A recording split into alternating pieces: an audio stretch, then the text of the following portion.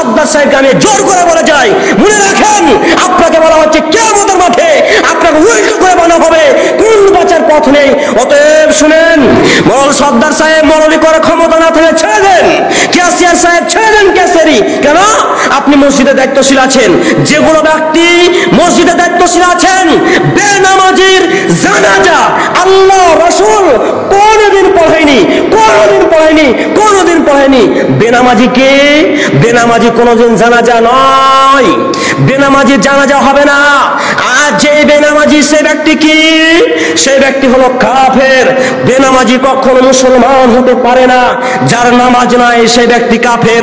মোড়ল সর্দার সাহেবকে আমি অনুরোধ করে বলছি, হাত জোর করে বলছি, আমি অনুরোধ করে হাত জোর করে বলে আসছি, মোড়ল সাহেব, সর্দার সাহেব, ক্ষমতা না থাকলে আপনি ছেড়ে দেন ক্যাশিয়ারি, ক্ষমতা না থাকলে সর্দারগিরি ছেড়ে দেন, ক্ষমতা না থাকলে মোড়লগিরি ছেড়ে দেন, ক্ষমতা না থাকলে দায়িত্বশীল ত্যাগ করুন।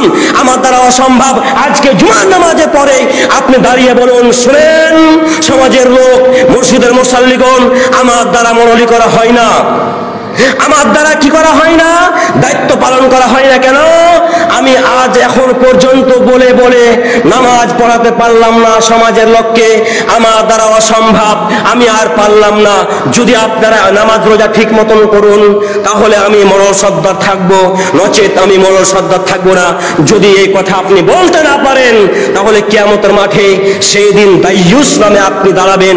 দাইয়ুসের জন্য ফাকাদ হারামাল্লাহু আলাইহিল জান্নাহ, সেই ব্যক্তি দাইয়ুসের জন্য জান্নাত হারাম রয়েছে।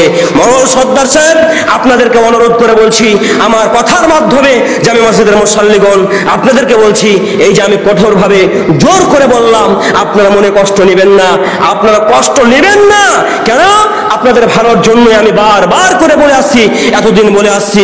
আর কোনোদিন বেনামাজি যদি মারা যায় তাহলে আমাকে কোনোদিন বলবেন না, ভুল করেও বলবেন না যে জানাজাটা পড়িয়ে দেন। ওয়াল্লাহি, আল্লাহর কসম বলছি, মোড়ল সাহেব, সর্দার সাহেব, অনুরোধ করে এই জুমার এই জায়গাতে মিথ্যা কথা বলার জায়গা নয়, এই জায়গা মুনাফিকি করার জায়গা নাই। আমি বারবার করে বলছি, যদি মুসলমান না মারা যায়, হিন্দু যদি মারা যায়, কাফের যদি মারা যায়, কেন? মুসলমান না, নামাজ না পড়লে মুসলমান হতে পারে না। যে ব্যক্তি নামাজ পড়ে না সেই ব্যক্তির জানাজা পড়াতে আমাকে আদেশ করিয়েন না। হাত জোর করে বলছি, অনুরোধ করে বলছি, আমি আপনাদেরকে রিকোয়েস্ট করছি, কোনোদিন বলিয়েন না। না হলে সেই জায়গাতে আপনার মুখটাকে আমি উল্টাতে পারবো না, যেহেতু আপনি আমার শ্রদ্ধেয় সম্মানীয় এই জামে মসজিদের কি হলেন? একদিন মোড়ল সাহেব, দায়িত্বশীল কর্তৃপক্ষ।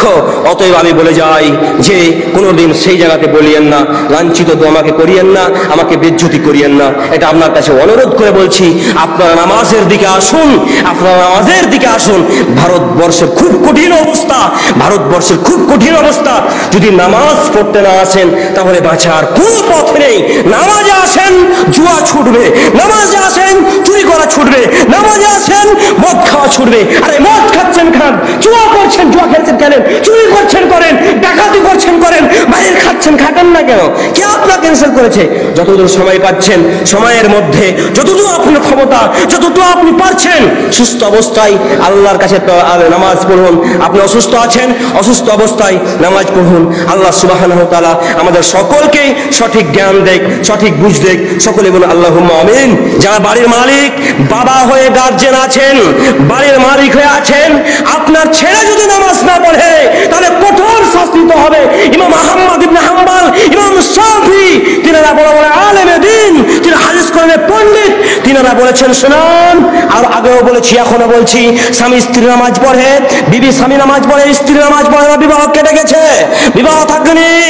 স্বামী স্ত্রীর মধ্যে একজন নামাজ পড়ে, একজন নামাজ পড়ে না, তাহলে তাদের বিবাহ কেটে গেছে, তারা জিনাই করে যাচ্ছে। খালিজের স্ত্রী কাজী সাহেবকে নিয়ে এসে বিবাহ করাতে হবে, কে বলেছে আপনাকে? আর কাজী সাহেবকে নিয়ে এসে যে বিয়ে পড়াতে হবে, কে বলেছে?